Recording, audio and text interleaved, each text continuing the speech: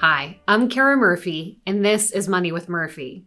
Last week, the Federal Reserve made a significant move by lowering its target interest rate by a half percentage point. This cut is the first we've seen since the pandemic and was a larger drop than had been expected just a few weeks earlier. So what happens next, and more importantly, how will a lower Fed funds rate impact you? I've seen a lot of misunderstandings in the media, so let's break down how these rate cuts affect things like mortgages, credit cards, auto loans, and cash. The answer may not be what you expect. Let's start with mortgage rates, where a little background is helpful. Coming out of COVID, as inflation soared, so too did mortgage rates. An average 30-year fixed mortgage rates peaked at over 8% in late 2023. Since then, though, the average 30-year rate has declined quite substantially to about 6.6%, a 1.5 percentage point drop in just 1 year. But here's the thing. Just because the Fed is cutting interest rates doesn't mean that mortgage rates will fall. The Fed controls the Fed funds rate, which is very short term. Treasuries and other bonds that are longer duration and have longer terms move independently from the Fed. What the Fed does is very influential, but it's not the only driver. And sometimes the market even anticipates lower interest rates before the Fed even acts. In fact, in previous rate cutting cycles going back to 1984, mortgage rates only dropped around half a percentage point on average, despite much larger drops in the Fed funds rate.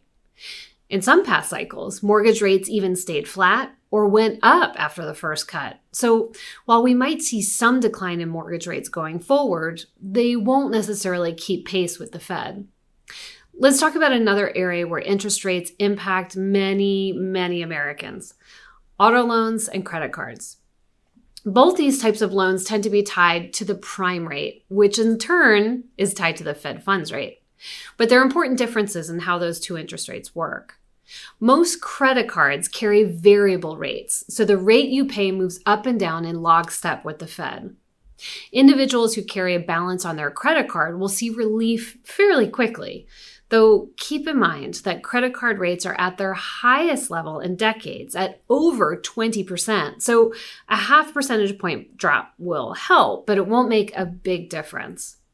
By contrast, auto loans tend to carry fixed rates. Once you take the loan out, your rate will remain fixed even if the Fed lowers rates.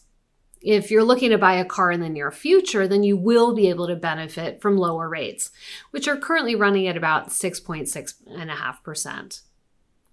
So what about savers? How does a lower Fed funds rate impact them? The answer is it depends on where your cash is.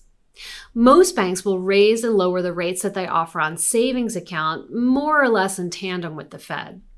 Similarly, money market funds will see their rates continue to decline as the Fed cuts rates going forward. An exception would be CDs or certificates of deposit. If you have a CD that doesn't mature for, say, another 18 months, your yield is locked in for that time period. Overall, borrowers should feel some relief from rate cuts, while savers will see less benefit. Importantly, lower rates are also typically positive for both bond and stock investors. On average, since 1984, the S&P 500 has enjoyed positive returns in 4 out of the last 6 rate cutting cycles. So until next time, invest wisely and live richly.